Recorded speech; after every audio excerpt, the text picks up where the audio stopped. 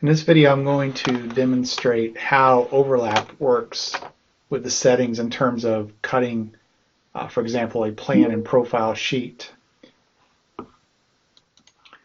So first, let's focus on the plan view. If I go to Place Name Boundary, and I'm purposely going to place my sheet along a tangent section to help better understand how these are laid out. And so if I come in and pick, for example, 50 scale plan and profile, and what I want to do here is point out that we have a length of 750 feet. That will always be the case in our plan boundary with zero boundary chords, is our rectangle will always be 750. Because we have an overlap, if I put in, for example, a start station of 143 plus 0, 0, and I have an overlap at 25, that means that my actual start location of this boundary is going to be subtracting half of my overlap distance. So it's going to be 143 plus 0, 0 minus 12.5 feet.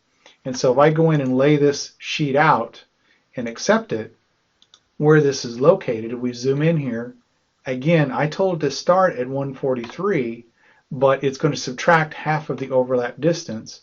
So we're starting here. You can see each of these tick marks is 20 feet, so 20, 40, 60, 80, 100. So we're dropping back half of the overlap distance. Now, if I go to measure this, it's going to measure out at 750 feet because that's what I said the distance of that plan name boundary was going to be.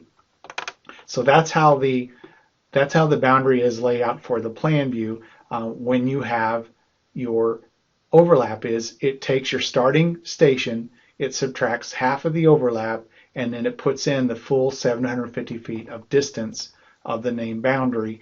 And so if you were considering on a tangent here, you would take this 142 plus 80, what is it, 180, 142 plus 87.5 plus 750, and then that would give you then your stop station location. So again, this is real easy to test when you cut along a tangent.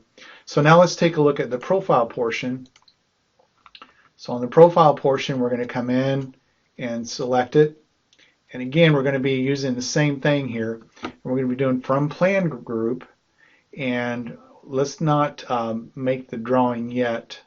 I just want to talk about what it's going to lay out. So we're going to select our profile here.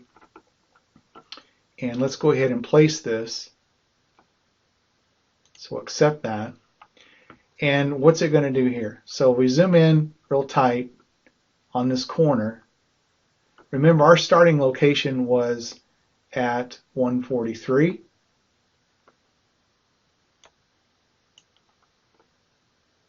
And so you're going to see that's actually where, I know that the numbering line here is a little bit goofy, but it does start at 143, okay?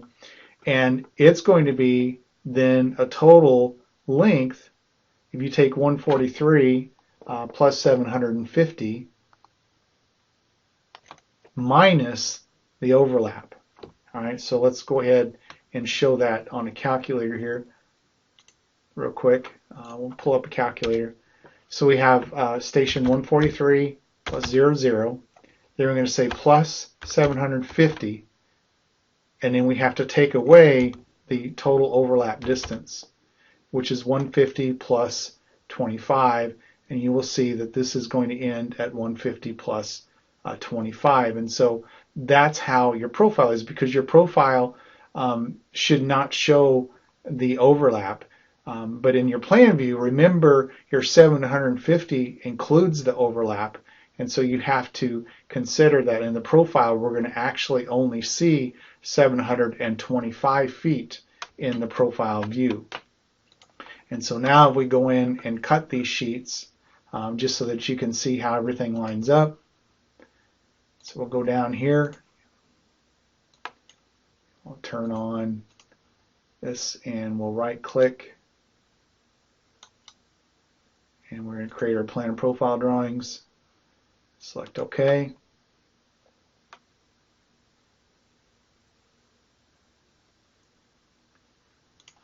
And so now in plan view, again, you'll see that 12.5 foot drop back, and then you add 750 feet to that. And then in your profile view, you have 750 minus the overlap of 25 feet. And so here we have this, you can see here's your 20 mark, and here's your distance of 5. All right. So if you have any more questions, Dan, let me know.